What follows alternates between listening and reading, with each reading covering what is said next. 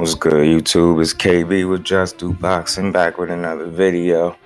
And as y'all know, 135-pound lightweight division is one of the hottest divisions in boxing.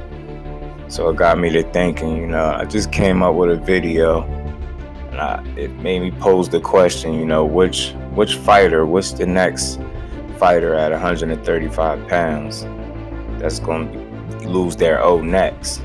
So, I just wanted to do a quick video on that.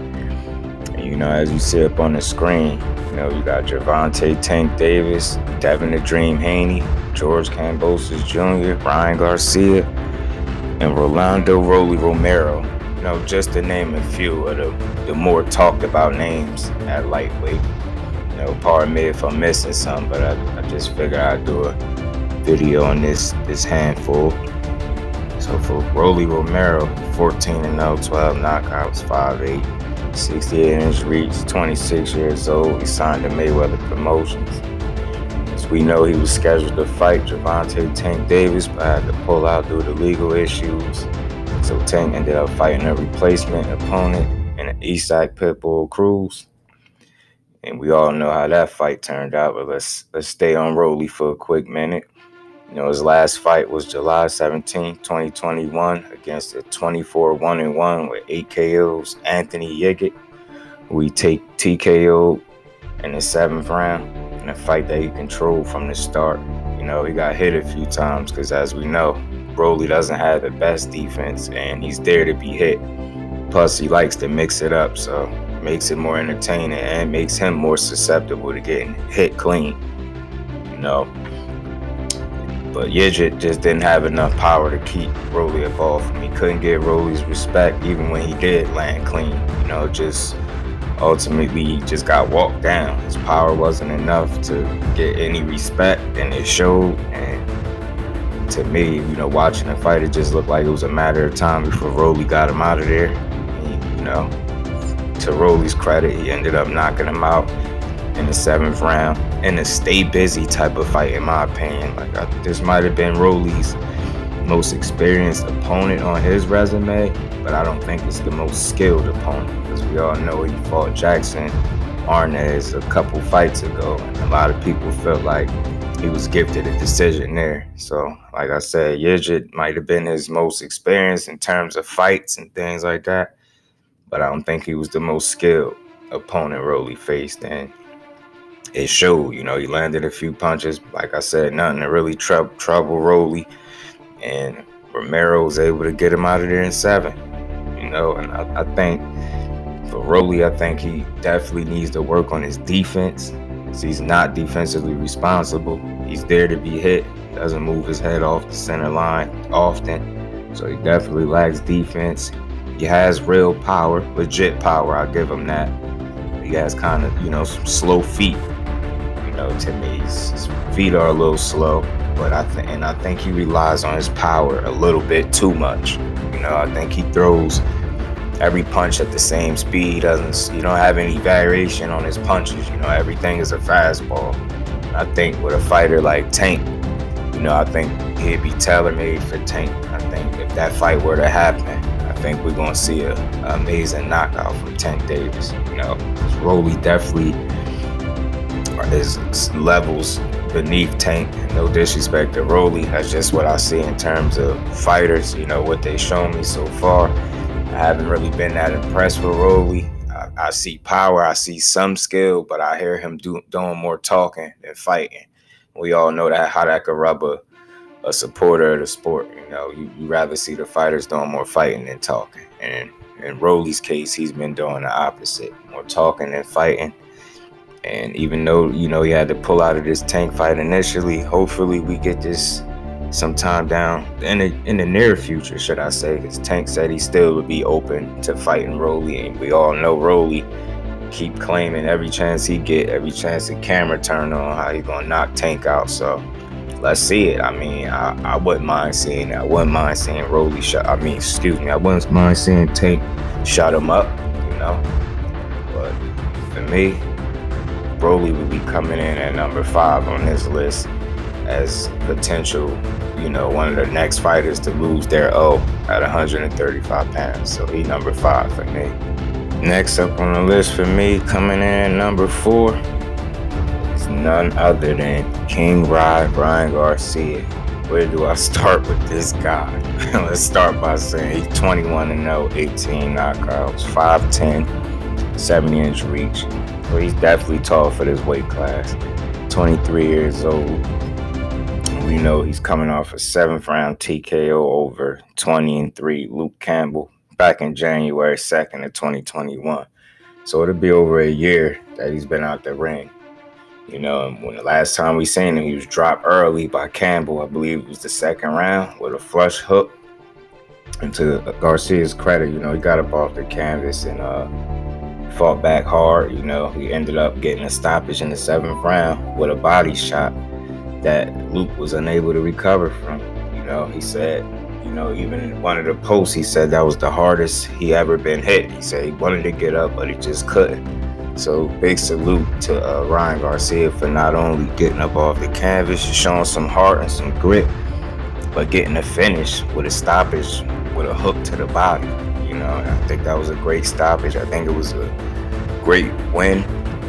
I don't think you can speak on the fight and just say, you know, oh, he got knocked down and that was it. You got to tell the full story. Yeah, he got knocked down, got dropped, got hit clean, he was hurt. It was legit. But he shook it off. He fought back strong. He won the majority of those 7 rounds, and he got the stoppage with a body shot. So he definitely showed some heart, some grit. You know what I mean? Something that you want to see in a young fighter.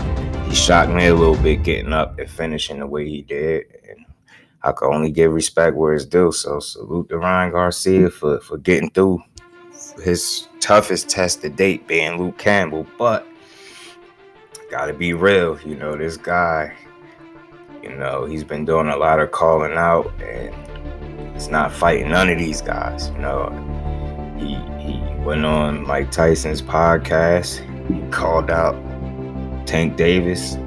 As we know, that fight never took place. You know, then he was reported that, you know, he was going to have an opportunity to fight, you know, 8th division Filipino superstar Manny Pacquiao. And we all knew that, you know, we come to find out that that was a lie. That wasn't truthful. And I think even Pacquiao's team was threatening legal action if he continued to use their name in the press or something of that extent. So that's Tank he didn't fight. He used Pacquiao's name. He didn't fight him. He was supposed to fight Javier Fortuna next, I believe. And he cited he had some type of anxiety issues or mental health. Respect to that. People gave him, you know, his time to get himself right. And he was supposed to fight Jojo Diaz. And he cited a hand injury. He didn't fight him. And we all know Devin Haney ended up fighting Jojo Diaz.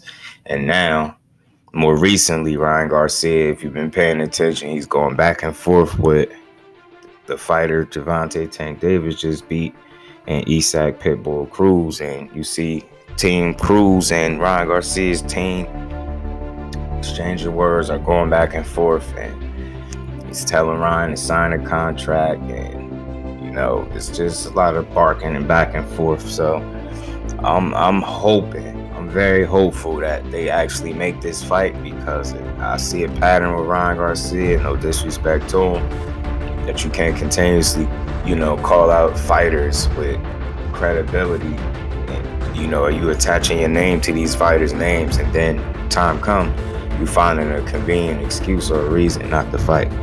So I hope this ain't another case of that. I hope that's not what we about to see with back and forth between Pitbull Cruz and Ryan Garcia, because he'd truly get my respect if he stepped in the ring with Pitbull Cruz, especially if he's to do extremely better than what he claims he would do, you know, better than Tank. So I would like to see it. You know, it's easy to talk it, it's a lot harder to do it. And from his track record, he ain't been being a man of his word. He ain't been practicing what he preached, just been doing a lot of talking. So since his knockout, 7th round body shot knockout of Luke Campbell, he hasn't done much of anything but talk and call out names and fighters that in reality it seems like he has no actual intent on fighting. So hopefully that's not the case with Pitbull Cruz. So again, Ryan Garcia, King Ryan Garcia, is coming in number 4 on this list as a potential next fighter to lose his O at 135 pounds. That's just my thoughts. On to the next. Coming in at number 3 for me would be ferocious George Kambosos Jr. 20-0, 10 KOs, 5'9.5", 68-inch reach, 28 years old, fighting out of Australia, Orthodox. He's the newly crowned unified lightweight champion. I personally won't recognize him as undisputed because, in my honest opinion, Devin Haney is the true WBC lightweight champion, and until somebody beat him and take the belt, then that's just the way I see it. But, till then, Kambosos won't be undisputed. But Kambosos is coming off a shocking split decision upset over previously undefeated 16-0, 12 KOs Teofimo Lopez. That was back in November 27th of 2021. It was a great fight. It was competitive for 12 rounds, competitive all the way through. And a shocker, like I said, Kambosos, not only did he pull off the upset, but he was able to drop Teo in the first round. He was able to cut him in the fight and just virtually outbox him through the duration of the rounds. Like I said, Teo was a real champion, he's a real fighter. He was hungry, but I believe he had the wrong game plan. And the wrong game plan and mentality mixed with preparation and bad corner advice, recipe for disaster, and ultimately it led to him getting his first loss as a professional, and Kambosos taking all the belts and becoming the new unified lightweight champion. So right now, Kambosos is looking like the man to beat. He's on top of the world. He did a hell of a job. He got dropped in the 10th by Teo. He got up, to his credit. I believe he won the 11th and 12th, definitely the 12th. And, he won a tight split decision. The right man won. The judges got it right. Teo, bad game plan, like I said.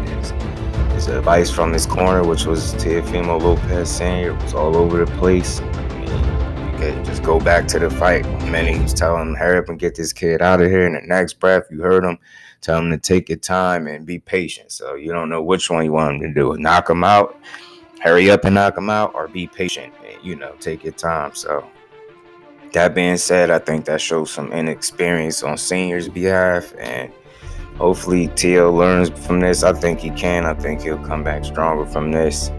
He was cited to have some type of issues with air in his chest cavity and things of that nature. And they're saying if he got hit wrong, he could have died. We don't know if that's the case, but that's what was being reported. So best of luck to Teo moving forward. I think he'll come back stronger from this, especially if he's strong mentally. So we'll see what he made of. But credit to Kambosos to show good speed, good skills, ton of heart, fast, quick reflexes. He showed that he was game and that you can't underestimate him. And I think Teo found that out the hard way. And Kambosos, he showed that he might be around in the 135-pound division a little longer than what we might think. But for me, he would definitely come in at number 3 on this list. I think out of the fighters that's on this list and that still are undefeated, I would pick Kambosos to beat both, Rolly and I think Ryan Garcia, possibly. I don't know. It's a toss-up between Kambosos and Ryan Garcia, but I think Kambosos would definitely beat Rolly from a skill standpoint. So for me, Kambosos is coming in at number 3, and on to the next. Next up, coming in at number 2 for me, we got the one and only Devin the Dream Haney, 27-0, 15 KOs, only 23 years old, Orthodox, 5'8", 71-inch reach. Coming off a spectacular unanimous decision victory over the tough, rugged Jojo Diaz, who was 32-1, 15 KOs coming into that fight, and his only loss was to the longest active reigning champion in boxing, and Mr. Gary Russell Jr. But Haney, he controlled the fight from round 1 behind his jab, used his length, used his speed. I think he was just way too fast for Jojo. It was hard for him to catch up to him and mount any offense. Haney showed you that he's a very skilled fighter, high IQ, high level boxer. That's what he demonstrated, and he even gave the fans a treat by fighting in the inside and taking the fight to JoJo, which allowed JoJo to have some success in spots. That's why I say he probably, out of the 12 rounds, he probably won 3. And to be completely honest with you, I think if Devin Haney wanted to stay completely on the outside and pitch his shutout, I think he could have did it. But I think he wanted to, entertain the fans. I think that's something that was on his mind, especially in the last couple fights. It's something he's been doing, is coming forward, fighting more on the front foot, and showing you that he can bang a little bit. And you just got to respect it. He doesn't have the most power. He doesn't have one-punch knockout power. But at the same token, I don't see anybody just running through him, anybody's face so far. Jojo Diaz was able to put some pressure on him because, that's the kind of fighter he is. That's his style. He's able to pressure Haney to some degree. He had some success, landed some decent shots. But like I said, the best shots Jojo landed, Devin took them well. And I think, like I said, his willingness to want to exchange and try to be exciting for the fans allowed JoJo to have the little success that he did have in the fight. That's just my opinion. I think Haney is levels above JoJo Diaz, and I think after that fight, he proved it. He showed that his levels, and JoJo couldn't compete. He can be competitive, but ultimately he just wasn't doing enough to win these rounds. He wasn't busy enough, and he just couldn't catch up to Haney, and he couldn't hit him with anything that could change the fight. JoJo's not known for being a really big puncher himself, so credit to Haney for outboxing and staying cool and calm under pressure and making it a pretty comfortable, convincing win, if you ask me. And I think moving forward, he's only going to develop. I think he's going to get better. You always got to have some things to work on. He's very quick feet, elusive, very good jab. Very good jab, good combination puncher, man. And I think he's a high IQ fighter. You know what I mean? I think the only fighter I wouldn't pick him to beat right off this list, right off the bat, is Gervonta Tank Davis. Other than Ryan Garcia, Rolando Rolly Romero, I think he does the Kambosos. I think he dusts all 3 of those guys off, and I truly hope that Kambosos is a man of his word and he fights Haney the way he said he would. I hope he does. I think that's the fight that needs to happen because of the way the WBC been doing Haney. I think that'll clear up a lot of confusion at the 135-pound division, and that's exactly what we need. One champion, one face for each division. It'll make a lot of things better, and I think Devin Haney versus a George Kambosos would be a step in that direction. So let's hopefully Kambosos is a man of his word, and he fights Haney next. But Haney coming in number 2 on my list. I think he beats Kambosos, Ryan Garcia, and Rolly. You know what I'm saying? It's number 2 for me on this list. Like I said, Devin Haney is coming in at number 2 for me. That don't mean I don't think him versus Tank is a 50-50 fight, because that's exactly what I think. Gervonta Tank Davis versus Devin the Dream Haney is a 50-50 fight. But my number 1 guy, if I had to put my money on it, who would rise to the top, I would have to go with Gervonta Tank Davis. 26-0, 24 KOs, 5.5, 67.5-inch reach, fighting out of Baltimore, dangerous southpaw.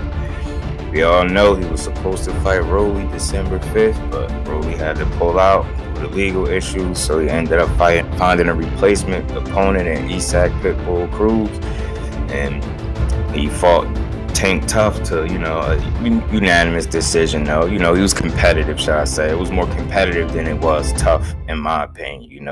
Isaac Cruz was competitive for majority of the rounds, but in my honest opinion, if you want to be absolutely generous, you'll give him 4 rounds. I'll say 3 at best, but Tank pretty much controlled the fight. I believe it took him a minute to get used to, fighting a shorter man and his, that bob and weave and kind of Mike Tyson type style that, Pitbull Cruz had. And I think once he did that and he started pressing, I think he started to have success, started doing some damage to Cruz. But I think, him hurting that hand in the 6th round, that he had to go to a plan B. And to Tank's credit, He didn't fold. Faced some adversity with the hand injury, and he fought through it. You heard him go over to the corner and told Calvin Ford his hand was hurting, and he told him he didn't care, he better use God. And that's exactly what Tank did. He fought from round 7 on with a hurt or possibly broke hand, and I think we learned a lot more in a 12-round unanimous decision win than we did at any of his knockouts. Any of those 24 knockouts, I think we learned a lot more about him. We seen footwork, defense, we seen poise, maturity. He always gonna bring that power. You seen him respond well to adversity and just didn't quit, and didn't get frustrated. He didn't unravel. Cruz kept coming all night, and Tank just kept doing what he had to do. He showed you he has fast feet, good footwork, a hell of a chin, because he did get hit with some flush shots, but ultimately he was able to just shake those off. He got hit with some good body shots as well. So Tank showed me he's a dog. I already knew that.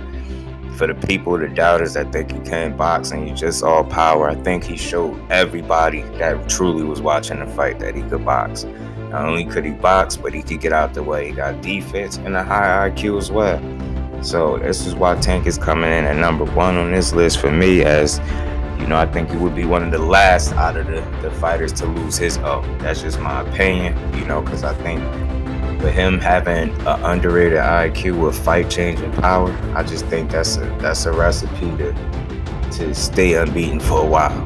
He can box, he can bang, he carries power late, he has a chin, his IQ, he thinks in there. You can see Tank maturing right in front of your eyes, and he's just becoming a better fighter with each fight, in my opinion, regardless of what the detractors may say.